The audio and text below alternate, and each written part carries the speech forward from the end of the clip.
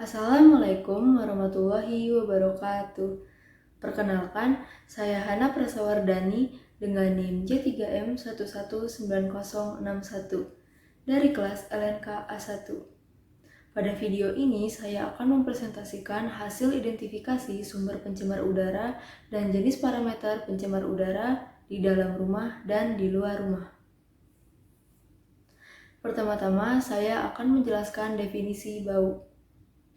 Bau merupakan senyawa kimia yang normalnya dalam bentuk gas dapat berasal dari uap cairan maupun sublimasi padatan. Dan bau juga dapat berasal dari senyawa tunggal maupun senyawa gabungan. Masuk ke pembahasan kondisi di luar rumah yang saya amati. Yang pertama, masih ada orang yang membakar dedaunan yang dibarengi dengan sampah plastik. Dan yang kedua, adanya kendaraan bermotor yang melintas di jalan. Yang pertama, pembakaran menghasilkan karbon dioksida, karbon monoksida, nitrogen dioksida, metana, dan partikulat. Partikulat ini dapat berupa PM2.5 atau PM10. Hal ini dipengaruhi oleh benda yang dibakar serta kondisi lingkungannya. Lanjut, karbon dioksida atau CO2 merupakan hasil dari pembakaran sempurna. Ketika dihirup pada konsentrasi yang melebihi konsentrasi CO2 pada atmosfer, maka akan terasa asam pada mulut, hidung, dan tenggorokan. Oh iya, yang dimaksud dengan konsentrasi CO2 di atmosfer ini adalah konsentrasi yang alami. Salah satunya adalah hasil tanaman yang teroksidasi melalui dekomposisi.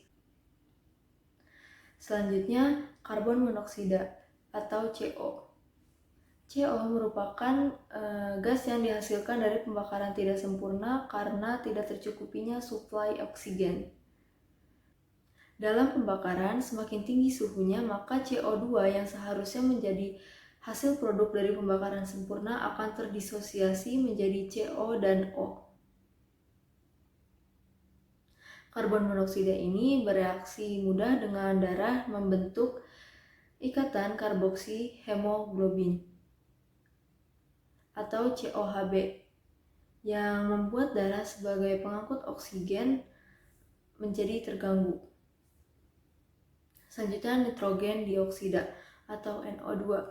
NO2 jika bereaksi dengan air baik di udara maupun di dalam tubuh maka akan menjadi HNO3. Hal ini yang membuat NO2 akan terasa perih jika terkena mata, hidung, saluran pernapasan, dan jantung.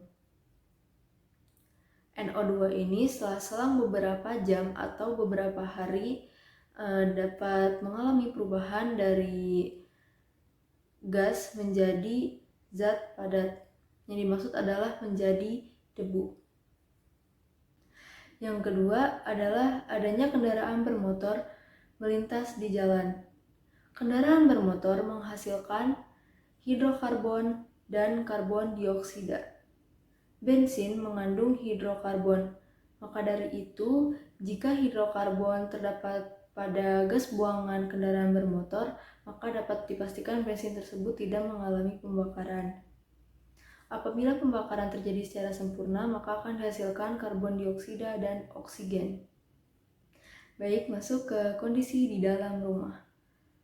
Yang pertama, di dalam rumah ini menggunakan obat nyamuk semprot. Pada umumnya, obat nyamuk semprot ini mengandung alkohol organik seperti propanol dan etanol.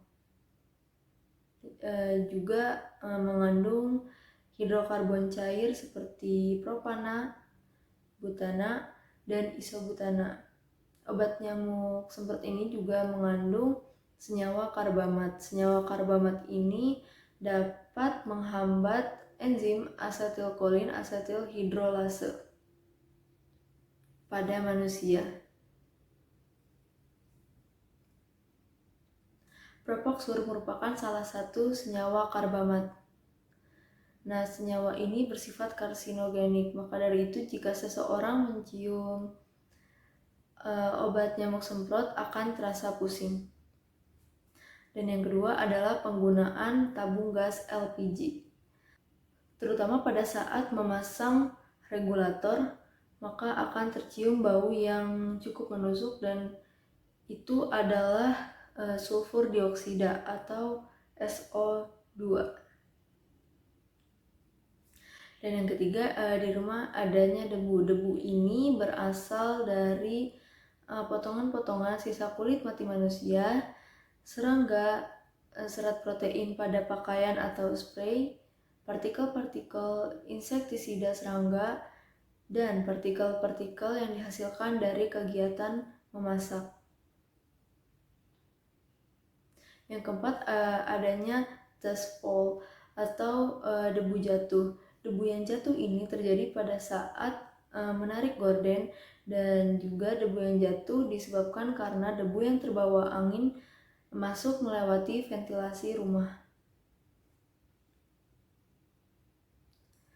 Dan yang kelima, adanya sampah organik dari kegiatan memasak dan juga adanya sisa-sisa makanan. Nah, sampah organik ini dibuang ke tempat sampah, dan pada saat tempat sampah dibuka, terkadang menghasilkan bau.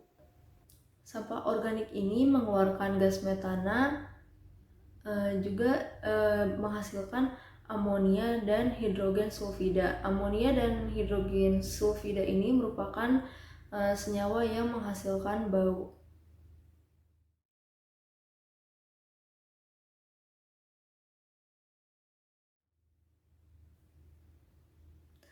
Baik, sekian presentasi dari saya. Kurang lebihnya mohon maaf. Terima kasih atas perhatiannya. Wassalamualaikum warahmatullahi wabarakatuh.